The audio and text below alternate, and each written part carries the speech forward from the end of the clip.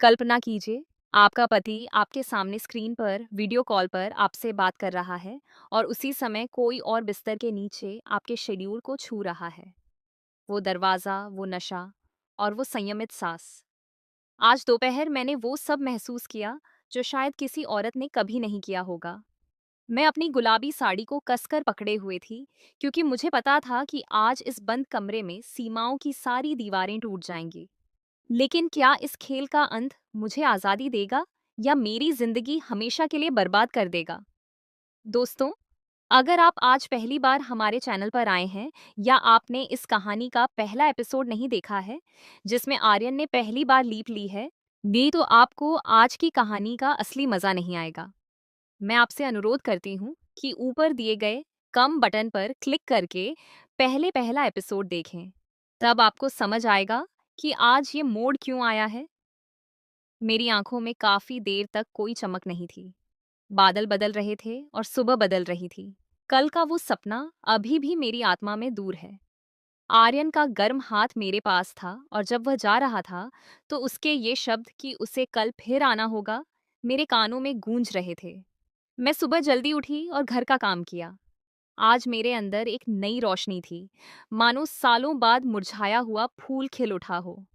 मैंने नहाया और अपनी पसंदीदा गुलाबी साड़ी पहनी। यह वही रंग था जो सुरेश को पसंद था, लेकिन आज मैं सुरेश के लिए नहीं, बल्कि किसी और के लिए तैयार हो रही थी। घर धीरे धीरे आगे बढ़ रहा था। 10 बज चुके थे। मेरा दिल तेजी से धड़क रहा था। क्या वह आएगा या कल वाली बात ही रह गई? हाँ, बस एक पल का एहसास था। तभी दरवाजे की घंटी बजी। मेरा दिल गले तक आ गया। मैंने गहरी सांस ली, आखिरी बार आईने में देखा और दरवाजे की तरफ देखा। जैसे ही मैंने दरवाजा खोला, आर्यन मेरे सामने खड़ा था। आज वह कल से अलग लग रहा था। कल वह एक भीगा हुआ, डरा हुआ लड़का था, लेकिन आज अंत में उसमें आत्मविश्वास था। उसमें सच्चाई थी।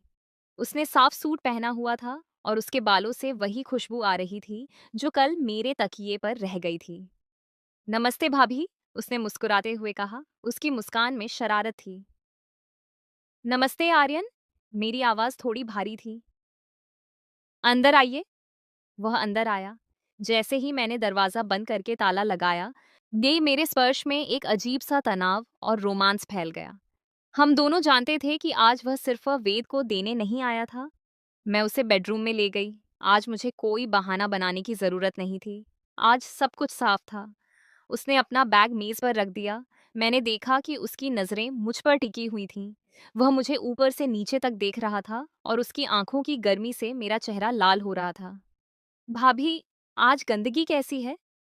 उसने धीरे से पूछा। मैंने नजरें झुका लीं और कहा, गंदगी अभी भी है आर्यन। शायद कल सफाई पूरी नहीं हुई थी। वह मेरे इतने करीब आ गया कि मुझे उसके ससुराल वालों का एहसास हो गया। उन्होंने कहा, चिंता मत करो, आज मैं जड़ से गंदगी निकाल दूंगा। मैं उसे मिटा दूंगा। उन्होंने मुझे बस्तर पर बैठने का इशारा किया। मैं बैठ गई। उन्होंने कहा, भाभी, आज आपको लेटने की जरूरत नहीं है। यह सुनकर मैं चौंक गई। उन्हें कैसे पता चला कि मैं क्या सोच रही हूँ? उन्होंने अपना हाथ मेरे कंधे पर रखा। उनका स्पर्श, ओह! कल तो रोमांचकारी था, लेकिन आज उसमें दृढ़ता थी। उन्होंने धीरे-धीरे मेरे कंधों को दबाना शुरू किया। उनकी उंगलियां मेरी गर्दन की ओर बढ़ने लगीं। मुझे अपनी सांस रोकनी पड़ी। मेरे मुंह से एक हल्की सी आह निकली। आर्यन ने मेरे कंधे को चूमा। मेरे कान के पास फुसफुसाहट सुनाई दी। भाभी, आप बहुत तनाव में हैं। मुझे अकेला छोड़ दीजिए। मैं पिघल रही थी। मैं भूल गई थी कि मैं शादीशुदा हूँ। मैं भूल गई थी कि यह लड़का मुझसे छोटा है। उस पल केवल एक ही महिला थी जिसे प्यार की जरूरत थी। मैंने मुड़कर अपना सिर उसकी छाती पर रख दिया। मैंने उसे कसकर गले लगा लिया। वर्षों का अकेलापन आंसुओं के रूप में बहने लगा। आर्यन ने मुझे थामे रखा। उसने मेरे बालों को सहलाया। उसने कहा, मैं भाभी हूँ। अब तुम अकेली नहीं हो। उसने मेरा चेहरा ऊपर उठाया। हमारी आंखें मिली। हम एक दूसरे के करीब आने लगे। हमारे दिल बस मिलने ही वाले थे। अचानक ये कमरे में एक तेज और कर्कश आवाज गूंजी। मेरा फोन बज रहा था। हम दोनों एक झटके से अलग हो गए। जैसे ही मैंने स्क्रीन पर नाम देखा, मेरे पैरों तले जमीन खिसक गई।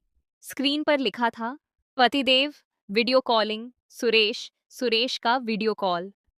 वह दिन में कभी फोन नहीं करते। आज अचानक वीडियो कॉल क्यों? मेरा चेहरा पीला पड़ गया। मैंने आर्यन की तरफ देखा। आर्यन भी घबराया हुआ था।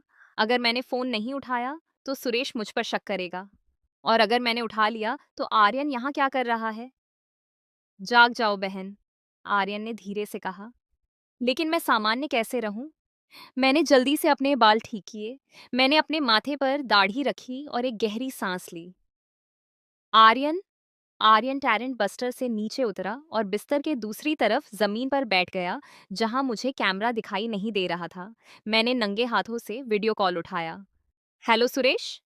मैंने अपनी आवाज निकालने की कोशिश की। सुना?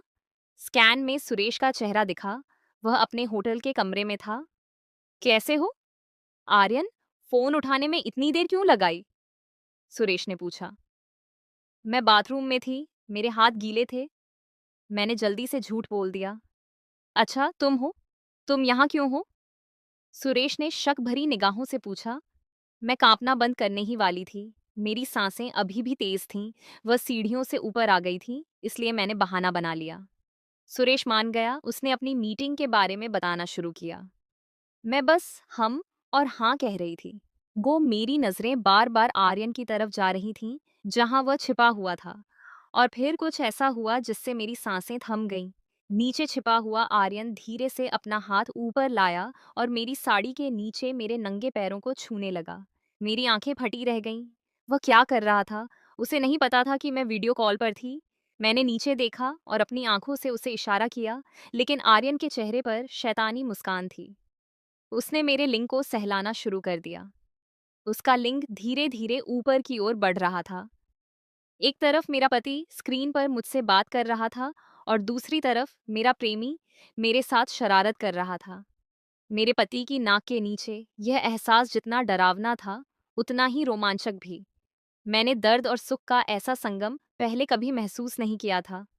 सुरेश कह रहा था, रेनो की बात सुनो। मैं 2 दिन बीमार रह सकता हूँ। मेरा काम बढ़ गया है, मेरा दिमाग व्यस्त है। मेरा ध्यान सुरेश की बातों से ज्यादा आर्यन के मेरे पैर पर रेंगने पर था। मैं अपनी मोजों से निकल रही आह को दबाने की कोशिश कर रही थी। मेरे चेहरे पर पसीना आने लगा था। रेनो, क्या तुम सुन रही हो? सुरेश ने तेज आवाज में पूछा। हाँ हाँ सुरेश, मैं सुन रही हूँ। काफी देर हो गई है, मैं ठीक हूँ, मुझे पसीना आ रहा है। ऐसा नहीं है,